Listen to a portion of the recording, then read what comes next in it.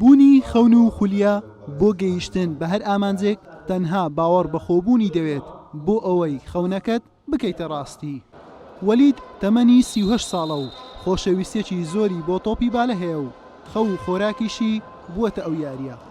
وەلید بەهۆی بەرزی ئاستی لە تۆپی بالەدا گەیشتۆتە لووتکە، لەلایەکەوە مامۆستای زانکۆیە و لەلایەکی دیکەوە تا دێت هیوا و ئاوەتەکانی لە بوارەکەدا دێنێتە دی.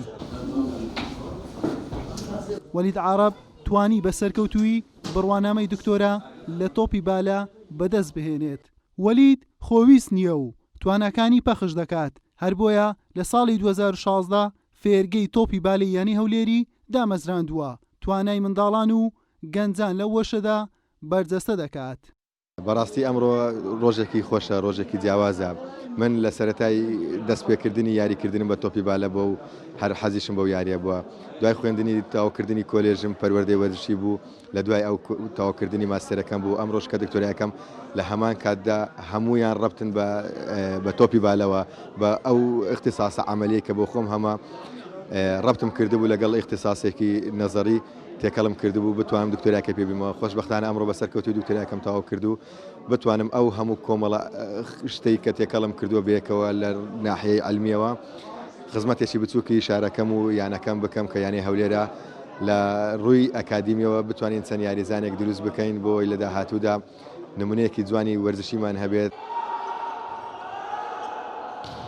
وەلید عارەب لە ساڵی 2000 دەستی بەیاریکردن کردووە لە یانەی هەولێر.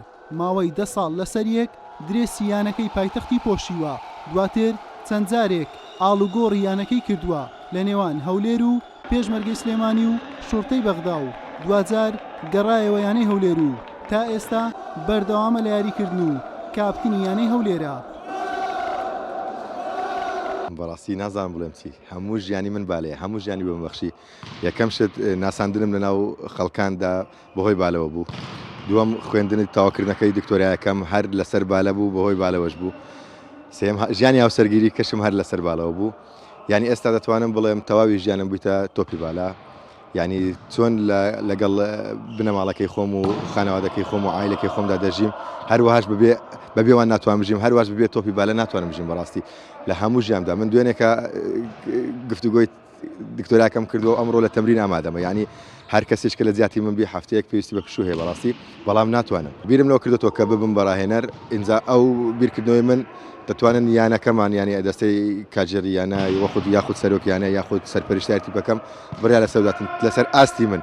کاتێک ئاستی من بە پێویست نەما بۆ یاریکردن یان پێشەوەی بگەمەوە ئاستێک کە بە کەلکی یاریکردن نایەم بۆ خۆم بڕیار دەدەم ئەگەر منیان قبول بوو وەکو ڕاهێنەر من بە خۆشحاڵیەوە ڕاهێنەری یانەکەم دەکەم. بەڵێ لەوانەیە زۆرە هەر ئەم ساڵ کۆتایی ساڵم بیتن و احتیمالیشی هەیە تەمرینی باشتر بکەم و بتوانم ئاستێکی باشتر پێشکەشکەم بەردەوام بۆ یاریکردن. پێشووتر وەلید 3 جار بووەتە پاڵەوانی یانەکانی عێراق لەگەڵ یانەکانی هەولێر و پێشمەرگەی سلێمانی و چەند جارێکیش بەشداری پاڵەوانتی عەرەب و ئاسیاشی کردووە لەگەڵ یانەکەی. لە خولی کوردستانیش چەند جارێک لەگەڵ یانەکانی بووەتە پاڵەوان. ماوەی 10 ساڵ لەسەر یەک لە هەڵبژاردە جیاجیەکانی عێراق یاری کردووە لە پاڵەوانتیەکانی دەرەوە. وەلید چەند وەرزێکیش وەک باشترین یاریزانی کوردستان و عێراق دیاری کراوە. حوسێن محەممەد، تایبەت بە پەیامی ڕۆژ، هەولێر.